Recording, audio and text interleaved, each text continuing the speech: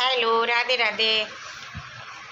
नमस्कार जी सभी को। मैं नीलम गुप्ता आप सभी दोस्तों का अपने ब्लॉग में स्वागत करती हूँ। आशा करती हूँ आप सब बढ़िया होंगे, मस्त और व्यस्त होंगे। और आज मैं जा रही हूँ अपने बेटी को पेपर दिलाने। आज उसका दूसरा पेपर है, तो वही घर से निकलने के बाद हमने अपनी मंजिल पकड़ने के लिए बस पकड़ी और हमें बस मिली, क्योंकि जहाँ पे कॉलेज है हमें 3 बसें चेंज करनी पड़ती हैं। तो ये हमारी दूसरी बस है और ये मेरी बेटी और उसकी फ्रेंड दोनों गपशप मार रहे हैं। पेपर होने से पहले बहुत खुश होते हैं, लेकिन पेपर होने के बाद तो हवाएं ही उड़ जाती है बच्चों की। और ये फिर पहुँचते पहुँचते हम पहुँच गए अपनी मंजिल पे, कॉलेज पे पहुँचने के बाद ये कॉलेज है, यहीं पे हमारी बेटी के पेपर हो रहे हैं। 17 को ख़त्म होंगे, 17 जुलाई को। तो ये कुछ लोगों की एंट्रियाँ हो चुकी हैं, कुछ बच्चे अभी रह गए हैं। और ये साथ में जो पेरेंट्स लोग हैं वो बेचारे बैठे हुए गपशप कर रहे हैं बाहर, क्योंकि 5:30 बजे पेपर छूटता है।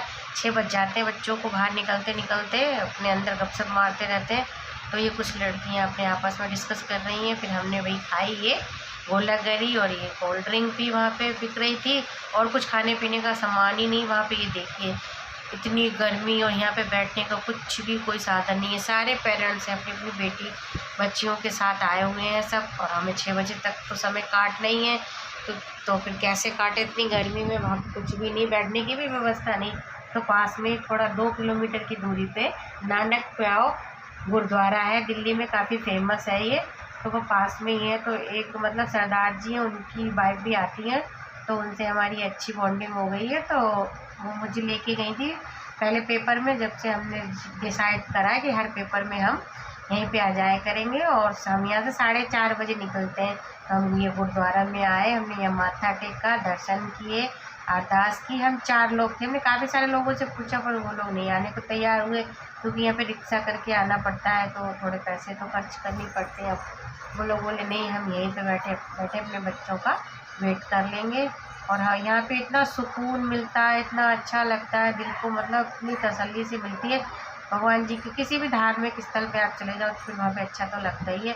हम लोग फिर वहाँ पे जाने के बाद हमने लंगर वगैरह किया, और ये हम अंदर बैठे। वहाँ पे जो गुरबाणी चलती रहती है, कीर्तन होता है गुरुद्वारे में, वो कीर्तन हो रहा था। तो हम लोग यहाँ पे सुन रहे थे बैठे हुए। ये हमारे साथ की लेडीज़ हैं, हम 4 लोग गए थे। तो ये हम कीर्तन सुनते सुनते मैंने सोचा थोड़ी सी वीडियो बना लेते हैं आप लोगों के साथ शेयर करने के लिए, क्योंकि वहाँ पे मना कर रहे थे कि यहाँ पे फ़ोन छीन लिया जाता है, फ़ोटो वीडियो अलाउ नहीं है। तो ये थोड़ी सी क्लिप बना ली थी। ये फिर हम कीर्तन सुन के बाहर आ गए। गर्मी बहुत ज़्यादा हो रही थी, 4 बज गए थे। तो फिर हम बाहर निकले सरोवर की तरफ। वो दूसरी लेडी जो साथ में थी वो बोली हमने फर्स्ट टाइम गुरुद्वारा देखा। मैं तो खैर जाती रहती हूँ, बंगला साहिब गुरुद्वारा दिल्ली का जो, वहाँ पर मैं जाती रहती हूँ।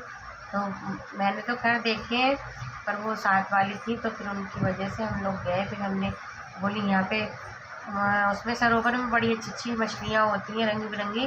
तो हम बोली चलो हमें भी दिखाओ, पर वहाँ पे धूप की वजह से कुछ था नहीं। गुरुद्वारे में सेवा चल रही थी, बस हमने दर्शन किए, लंगर का प्रसाद चखा, और फिर हम वापस आ गए अपने कॉलेज। अभी हम यहाँ पे पहुँच गए 4:45 बजे। अभी तो हमें वेट करना ही था। फिर हम मस्ती करने लगे, ये रिक्शे खड़े हुए थे, अब कहाँ बैठे। तो फिर रिक्शे वाले से हमने कहा भैया आपके रिक्शे खाली, हम लोग बैठे। बोले कोई नहीं, आप आराम से बैठ जाओ, और जब सवारी आए तो आप हट जाना। फिर हम लोग आराम से वहाँ पे जैसे ही बैठे रिक्शे के अंदर, फिर वो हल्की फुल्की बूंदाबांदी होने लगी। और ये सब अपने अपने बच्चों का वेट कर रहे हैं। अभी इनका पेपर नहीं हुआ, और मैं ऐसे बूंदों को छाल रही। और ये जो मेरे साथ बहन जी गई थी, मतलब इनकी बेटी का भी पेपर है, तो ये मेरे कड़े देख के मेरे कड़े की प्रशंसा कर रही थी कि आपके कड़े बहुत सुंदर है। और ये देखो एकदम काली घटा गिरी और हल्की हल्की बूंदाबांदी होने लगी। काफ़ी मतलब थकान भरा दिन जाता है। और फिर हमने पेपर दिया, बच्ची आ गई हमारी। फिर हम आए अपने घर के लिए, हमने बस पकड़ी। और बस में देखो इतना, ये मेरी बेटी की फ्रेंड है, ये मेरी बेटी है, और दोनों के चेहरे तो देखो कैसे लटक गए। सुबह में इतना खुश होके जाते हैं, और जब लौटते हैं तो ये हालत होती है। और ये जितने भी सारे, इतना रश होता है भाई बसों में सुबह सुबह के टाइम पे, और शाम को 5:30 बजे के बाद बहुत ज़्यादा रश होता है। तो हम यही आपस में बातें कर रहे थे कि अभी तो यहाँ पे 6:30 पौने 7 करीबन बज रहे हैं। घर पहुँचते पहुँचते हमें 9:30 ऐसे बज जाते हैं, क्योंकि हमें 3 बसें चेंज करनी पड़ती हैं। काफ़ी दूर है हमारे घर से इनका जहाँ सेंटर लड़कियों का पड़ा है।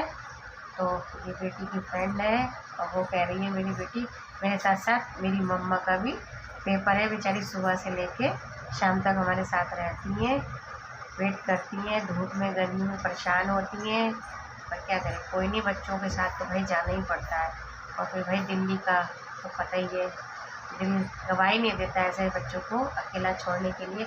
मैं तो क्या, वहाँ पे सारी मम्मियाँ, किसी के पापा, किसी के भाई, किसी के चाचा, मतलब पेरेंट्स कोई ना कोई घर से आते ज़रूर है। और ये फिर हमें वापसी के लिए बस मिल गई है, हम ये दूसरी बस पकड़ी हूँ। बस में इसमें इतना अभी रश नहीं है, इसीलिए फ़ोन नहीं निकाला, क्योंकि बस में यहाँ फ़ोन बहुत चोरी होते। मेरे खुद के 2 फ़ोन चोरी हो गए दीपावली के टाइम पे। फिर मैंने सेकंड हैंड फ़ोन लिया था, उसी से मैं ये वीडियो वगैरह बनाती हूँ।